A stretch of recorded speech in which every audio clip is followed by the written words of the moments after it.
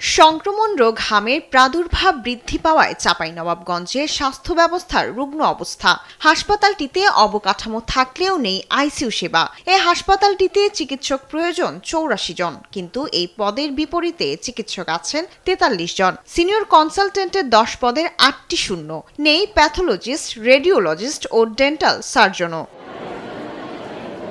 চিকিৎসক ও জায়গা সংকট নিয়ে অভিযোগ হাসপাতালের হাম আইসোলেশন ওয়ার্ডের রোগী ও তাদের স্বজনদের।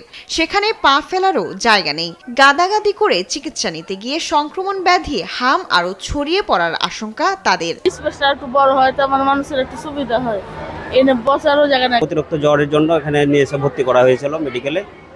বাইরে ছিল, থাকার পরে আজকে হঠাৎ করে হাম শরীরে ওটাই ছড়িয়ে গেছে।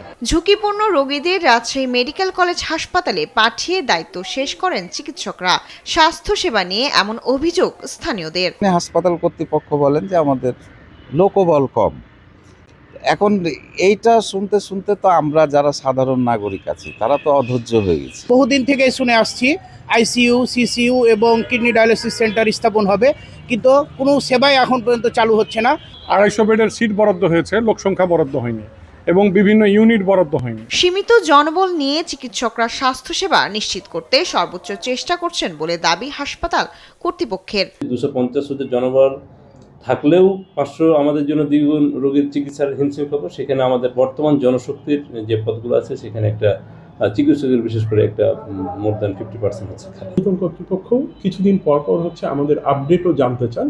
আর এখন তো আসলে সবকিছু অনলাইন ভিত্তিক, যে কেউ আসলে চাইলেই দেখতে পারে যে চাঁপাইনবাবগঞ্জ সদর হসপিটালে এই মুহূর্তে কনসালটেন্টের পোস্ট কত, মেডিকেল অফিসারের পোস্ট কত এবং এই মুহূর্তে ফাঁকা কত। প্রত্যাশিত স্বাস্থ্যসেবা নিশ্চিতে কার্যকর পদক্ষেপ নেবে সরকার, এমনটাই প্রত্যাশা সাধারণ মানুষের। শায়লা খান, নিউজ ডেস্ক, দেশ টিভি।